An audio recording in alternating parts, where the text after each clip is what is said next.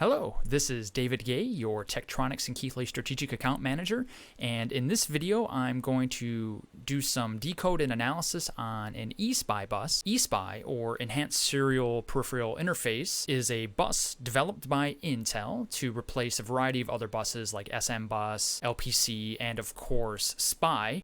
Some of the advantages being lower power consumption and a lower cost of adaptation. So let's get to it. Looking at my MSO 6B oscilloscope, I have a eSPI bus probed. So let's first define the bus by tapping on the Add New Bus menu, choose my bus type. I'll keep the label as is, positioned at 0. I have a choice between two I/O modes, single and dual, and I can also probe the alert pin. My configuration is single and I don't have an alert pin to probe, so I'll leave that as is. Next, I will assign my channels to the appropriate definitions. My clock is channel 3, my chip select is channel 1, my command input is channel 4, and finally my response is channel 2. My thresholds are already set to 0, so I don't have to change that. And let's see, polarity, rising edge on the clock, active low for the chip select, active high for the command input, and my response should be active low. My final choice is my display and decode formats. I will leave these as they are. I think that's most handy. We can already see at the bottom I've got a decode going on. Let's zoom in and see what we have. We'll zoom in a little bit further and we can see across the bottom I have my decode and it's time aligned to where things are happening. Now I can optimize this display in a couple different ways depending on preference. One thing I could do is decide that I want the clock on top and change the order of these signals. So what I will do is clock, I'll slide this over here. Then I want my chip select there, that's good. And then let's put the command before the response.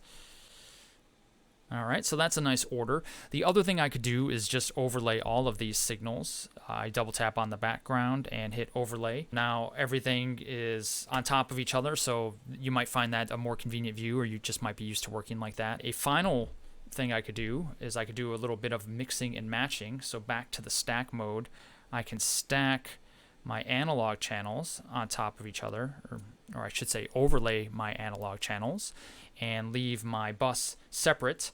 So lots of choices. Next, I will add a results table for the bus decode. Add that, close that out.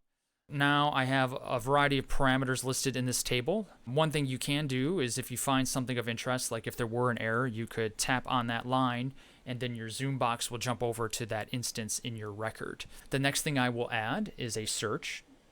Tapping on search.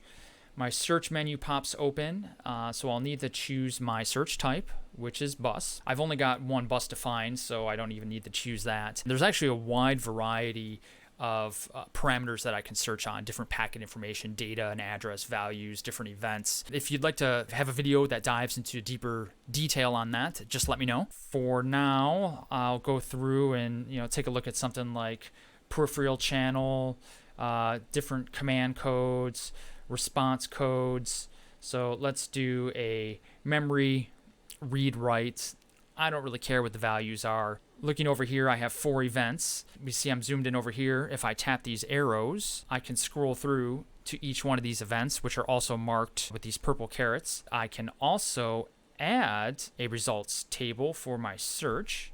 So let's add that. Again, optimizing my view. Let's pull this over here. And since this is small, let's resize it a little bit. Maybe get a better waveform view. That looks pretty good. One final thing I skipped over is in my search badge, there is something called Act on Events, which is pretty handy. When I find one of these events of interest, I can do different things like do a screen capture, a waveform capture, stop the acquisitions on the scope. So basically creating like a software trigger. So lots of different things I can do here. Again, if you'd like to know more about that, just leave a comment or shoot me a note. That is eSPI bus decode and analysis in a nutshell. If you have any questions, please feel free to leave a comment or shoot me an email. Otherwise, have yourself a great rest of the day, and thank you again for watching. Take care.